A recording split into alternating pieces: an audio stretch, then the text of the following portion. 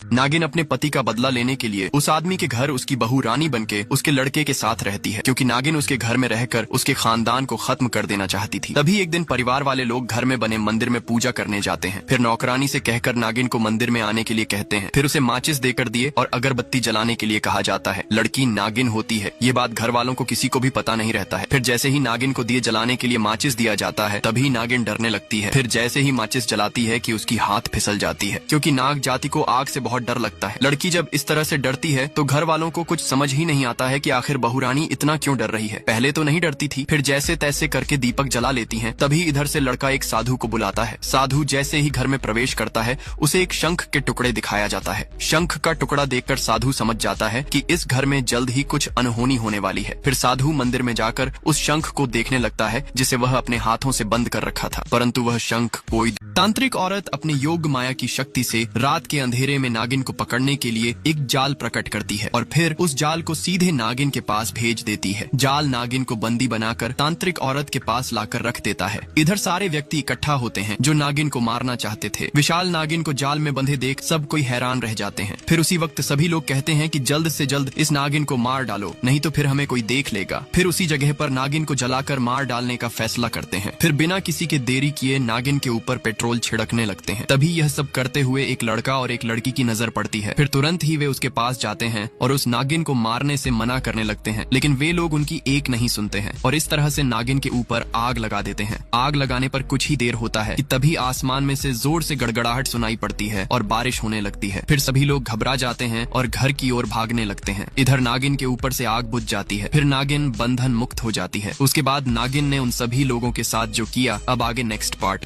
लड़का जैसे ही नागमणि को लेकर मंदिर में स्थित उस चक्र में रखता है कि उस चक्र में से धुआं निकलने लगता है और लड़का मूर्छित होकर गिर जाता है। जब भैरवी लड़के की यह हालत देखती है तो वो चीखने चिल्लाने लगती है। तभी आसमान में तेज रोशनी चमकने लगती है और सभी खगोलीय पिंड एक दूसरे के सीधे रेखा में आने लगते हैं। फिर आसमान में से ग्रहों की रोशनी एकत्रित होकर मंदिर पर पड़ती है। तभी मंदिर की सारी शक्तियाँ उच्चवलित होने लगती हैं। फिर उस चक्र में जैसे ही मंदिर की शक्तिशाली रोशनी पड़ने लगती है कि तभी उस चक्र में एक सोने का बक्सा उत्पन्न हो जाती है। सोने की बक्से को देखकर वहाँ खड़े सभी बुरे लोग खुश होने लगते हैं। तभी भैरवी रोते हुए उस सोने के बक्से के पास जाती है और उसे खोलती है। तभी देखती है कि उसमें तो अमृत से भरा हुआ कलश है। फिर भैरवी यह सोचती है कि अगर मैं इस अमृत कलश की एक भी बूंद मैं अपने पति को पिला दूं तो वह जीवित हो जाएगा। लेकिन जैसे ही अमृत की कलश लेकर उसे पिलाने जाती है कि डाकिनी औरत के हाथ से अमृत कलश छीन लेती है और खुद ही पीने लगती है और फिर बारी बारी से सबको पिलाती है। लेकिन भैरवी इधर रोते ही रह जाती है। फिर यह सभी लोगों ने भैरवी के साथ जो किया, अब आगे नेक्स्ट पार्ट में।